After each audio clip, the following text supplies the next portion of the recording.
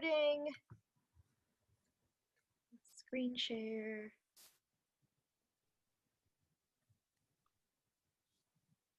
Hello, and welcome to Group 2's presentation for Educational Psychology. This group consists of Jasmine Bryant, Grace Carpenter, Michelle Dupree, and Gabrielle McMullen. All right, we're just going to quickly review the case. Victor is a 9th grade history teacher, and many of Victor's students are reading on the 3rd grade to 9th grade level. So they are at or well below the level that they need to be at. Victor has advocated for the school to hire a reading specialist that will help bring up the students up to where they need to be.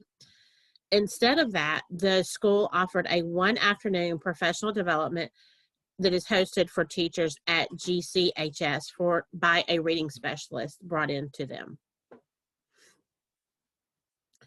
The problems that we're going to identify and there's key components that Group 2 has identified is the curriculum coordinator for the county is out of touch with the GCHS classroom and the concerns, and then it's not getting proper feedback from the faculty or coordinating with the principal to identify and address the students and faculty needs and concerns for the students. Because of this blind spot, Victor is not receiving appropriate professional development. The school doesn't have the necessary people resources, and Victor is struggling with planning and differentiation for his students. The third and final one is Victor should attend professional development classes that are going to be offered by the curriculum coordinator for the entire county.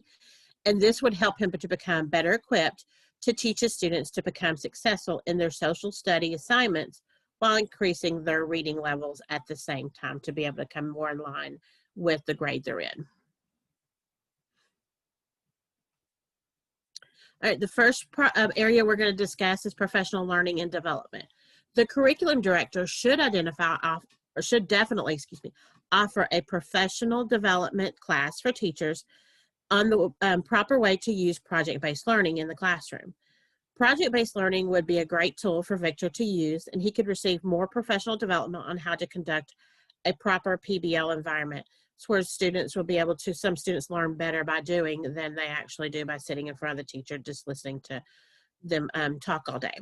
With the proper professional learning development and teachers become the support coach, and they also mentor their students in the research of the information at hand that they're looking for. The teaching abilities can be improved exponentially with professional learning, and this is a huge part of a lifelong learning for teachers. Professional learning is the only as accessible as it is allowed to be, and that all professionals need to set out to become lifelong learners. We're once a teacher, always a teacher, but you're once a student, always a student. Excuse me. Professional learning, as part of the teacher accountability programs across the nation, professional development is an area that all teachers are observed in and is least not acknowledged need for an improvement. So we all could use definitely more professional learning. There was a study that was conducted in Britain to see if digital badges were sufficient to aid and keep tracking of professional development that teachers were engaging in. And that way teachers could look at what classes they were taking, as well as their administration could see if it was really a beneficial class professional development teachers were taking. The study looked at the success of online learning for teachers, and the authors concluded that the teachers and other professions would benefit from online training. In the time of now we have of COVID, that is an extremely important area. And the student achievement is what makes a teacher successful in their teaching and learning professional. The success that Victor would have in his professional learning also depends on the beginning of his journey with the students and where they start from and where he needs to help them get. And then finally, according to the research, there are 7 elements of effective professional learning that teachers like Victor can benefit from. These elements include focus on the content that is at hand for the teachers to learn and to be able to teach to the students. Active learning, teachers when professional learning need to be active and engaging, but we also need to take that into our classroom so that our students are active and engaged in learning and it makes it more fun for them. We need support for collaboration. The teachers need support from different aspects of administration from countywide or school-wide for collaborating to become better teachers, as well as we support our students for collaborating in their group projects and things.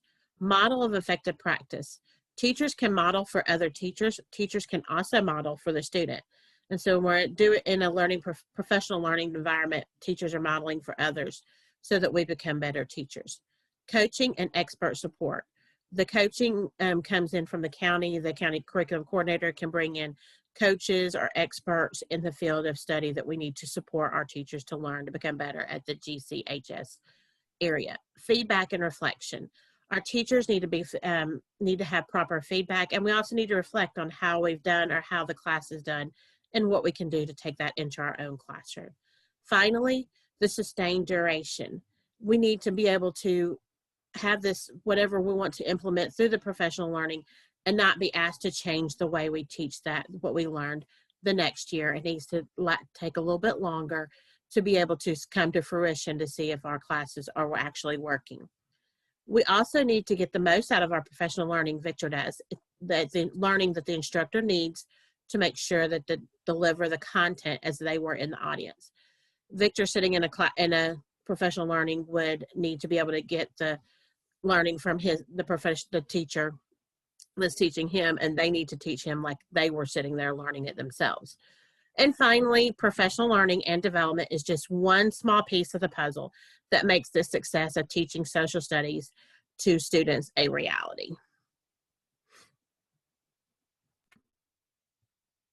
So the next content area that we focused on was differentiation, and this just means altering your lessons to fit and meet the needs of every student that is in your classroom. So this can be done by making lessons easier or harder, so like below the grade level or above the grade level, or on the current grade level. So Victor, he did have some kids that were actually on the 9th grade reading level, so he would just teach the lessons on the current grade level. Teachers are not helping their students succeed in their academics when they know that there's a need for differentiation, but they fail to do so. So that's not very helpful at all. So applying differentiation in the classroom in a positive and meaningful way helps every student make some sort of progress, whether it is a little progress or a lot of progress. Any progress is great. So referring to the case, Victor knew that there was a wide range of reading levels within his classroom.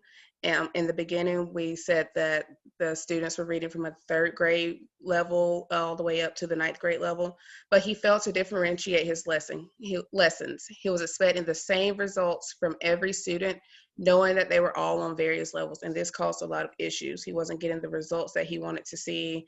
The students weren't able to reach their goals. He was teaching the content in the same way for every student. He was delivering it for the same way for every student instead of differentiating. So he disregarded his students' needs, and by not providing what the students needs for them to help them achieve and be successful in their academics, that's basically just kind of setting them up for failure. And Victor completely disregarded, and he did not differentiate anything in his lessons. So there are a few ways that he can differentiate and apply this in his social study classroom. He could use flexible grouping. It's very dynamic, and it just allows students to work with a range of learners over time through student movement. And that student movement just means like the groups aren't permanent, the groups aren't concrete, so they can change at any time. They can change every week, every other week, on a day-to-day basis. They can even change based on the content or the topic that you're teaching. So some students may do well with one topic but struggle with another. So depending on the content, the topic that is being taught at the time, you may change your groups to fit those needs of those students. You can also group students together based on their interests. So this can be, again, with the topic that is being taught. If the students have an interest in this topic, you can kind of group the students based on that versus those who may not be so interested in it. Or it can even be as simple as something, oh, this group likes sports, this group is interested in music or whatever. You can also do this with academic levels. So there are 2 ways to do this. You can group the students, low students together, those on a grade level or medium learners, and then the high learners, you can group those students together. Or you can have a variety of learners in one group. So group A may have high, medium, and low students. Group B may have high, medium, and low students. And group C, same thing, and the same thing for group D. Another way you can group the students, and Victor could group his students in his classrooms, is through the different ways of learning. So we can't just assume that all students learn visually and by looking at things or seeing things. And we can't just assume that all students are kinesthetic learners, which is hands-on or auditory. Some students aren't able to just listen to information or hear it and be able to receive it and retain it. Some students need the hands-on experience. Some students need to be able to see it. It just depends. And some students have multiple ways of learning. So that will be a great thing for Victor to take into account to learn his students' profiles and the way that they learn best, so he can help meet the needs of those students. And the last thing is task persistence. So just making sure that you're not giving up on a task after one time of trying it. So again, referring to the case, Victor, he tried to implement the study guides into the classroom, and he did not get the results that he was expecting or that he wanted from his students. They were still not being successful in his eyes. So he just wanted to completely disregard the study guides and throw it out the window, get rid of it, instead of being persistent and consistent with it. And as we say a lot, consistent is key. So by him showing the students that he's persistent and consistent with things in the class,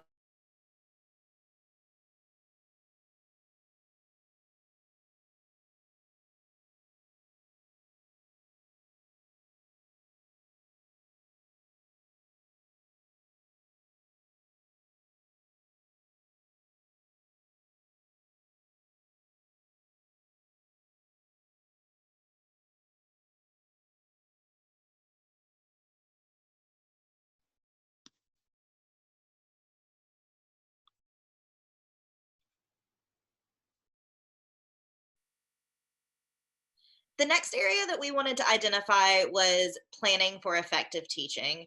Effective planning for the classroom will aid in identifying clear and measurable goals for students to know and have mastery of at the end of the unit. So what that means is that from the beginning of the unit, from the beginning of things being handed to students, the students will know what the end goal is. What are we expected to know at the end of this unit? And what will we be tested on and assessed at the end of the unit? So what are the planned goals for the end of the lesson here? And how will the use of these study guides help Victor's students be successful in his specific classroom? Educators must see that necessary steps are taken to ensure that new teaching strategies are planned carefully and not introduced too suddenly. So often in public education, we will see new strategies handed down from the state or district level. And what's happening is they're introduced too quickly, but then they're just kind of thrown away before they come to full fruition. So what we're wanting to make sure here is planning for effective teaching. We are making sure that we're fleshing out fully the use of these study guides, and so that students are able to reap the full benefits. So to combat these study guides just getting tossed away, Victor could revisit the study guides and adapt them more specifically to his content area, thus focusing on content literacy instead of specific reading literacy. Planning for effective teaching continued. So planning for the classroom comes from 4 key areas. The first area is a shared long-term goal. So be clear and direct with students on what the final learning goals are. What should they know at the end of this unit? What should they be able to express eloquently? This can be done in a constructed response, or more useful in a public school setting is we typically use I can statements. So I can do this by the end of the unit. Important lesson content.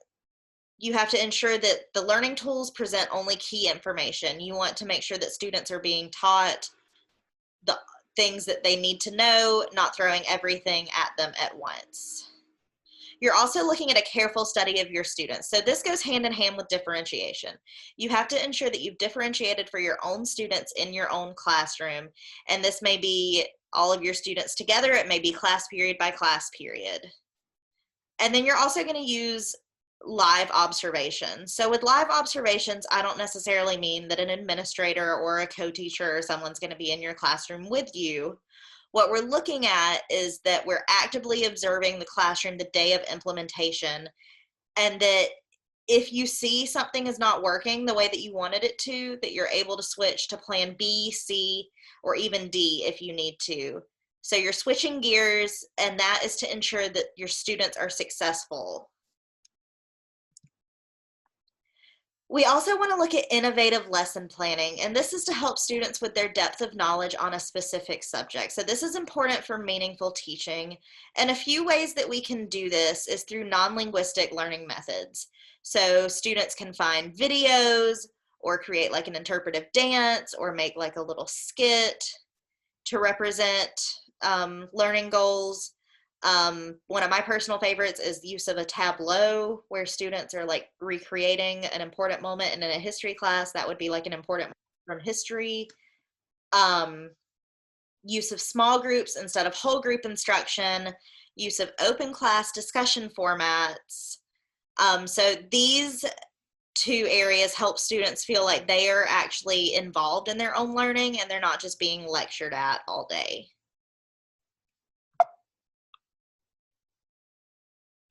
All right, another content area that we decided to focus on was the need for a reading specialist at Gulf Coast High School. A reading specialist is someone who has a lot of different responsibilities that would be helpful for Victor and his students. Here are some examples of those responsibilities. They guide the selection of research-based curricula and strategies. They provide professional development and classroom support to ensure quality reading instruction. They supervise supplemental personnel who provide reading instruction, and they support and collaborate with other specialists addressing reading needs.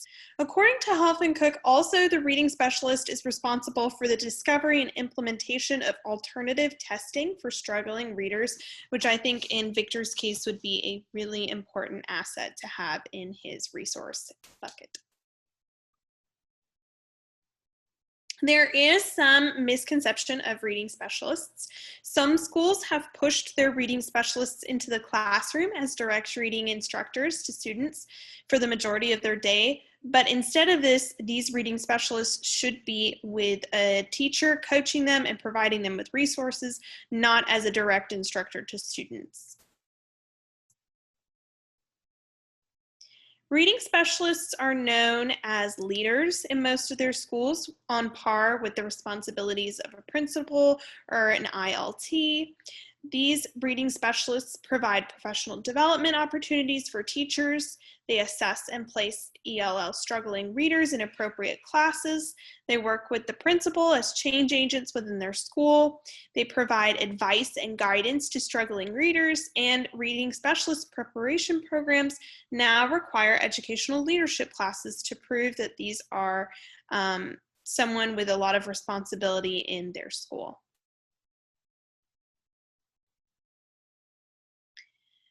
There is a broader term for a reading specialist. We call them a literacy professional. A literacy professional is a professional who merges the role of the reading specialist with that of a reading interventionist and a literacy coach. You might hire a literacy professional if your budget is lower and you can't hire a reading interventionist, a literacy coach, and a reading specialist. This person would combine all of those different roles into one. This means that the literacy professional will split their time between coaching teachers on literacy strategies and conducting reading interventions with designated students who require assistance. This role could be an alternative to hiring just a reading specialist. Any type of literacy professional would have a positive impact on Victor's students at Gulf Coast High School. A reading specialist could help Victor in a variety of categories. This educator could help Victor reframe his teaching techniques to fit his ESL students. Victor could receive proper assessment resources to use with his low readers. Victor would also have a consistent ally and reference to direct questions towards. As well, Victor's students, those low-level ESL students, would receive the proper reading instruction needed to push them towards on-level reading, and every teacher at Gulf Coast High School would receive proper professional development to help them differentiate for their lower readers. Our solution from the case study shows that Gulf Coast High School is in need of a reading specialist and that many teachers within the system are feeling the need for this specialist. While the teachers have been told that this is not currently possible given the district budget, we believe that the district's curriculum coordinator should make this a priority and is not completing their job to the best of their abilities and needs to be held accountable.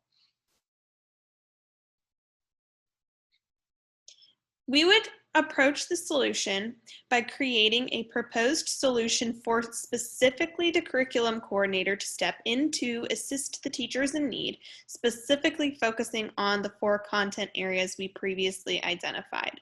This solution would also introduce a specialized task force to be formed under the curriculum coordinator. This would include a teacher from one of the district's schools, an administrator from one of the district's schools, a school board member, and the curriculum coordinator. The task force would help hold each other accountable by completing a group evaluation based off of the District of Columbia's School Personnel Assessment Impact. We believe this is the best solution for the problem because not only would the teachers like Victor get assistance, but the students whose reading levels are lower than the grade level would also get assistance from the curriculum coordinator. As well, the curriculum coordinator would receive assistance to further complete their job. We would require mandatory hours of professional development for the curriculum coordinator, which would also ensure that this solution is actually implemented and not cast aside within the next school year. This would ensure that benefits are seen to trickle down through the entire school system. This solution would not only implement new instructional materials, but also ensure that teachers are trained via meaningful professional development outside of school hours on how to plan, differentiate, and then implement these best practices for their students. And here are our references.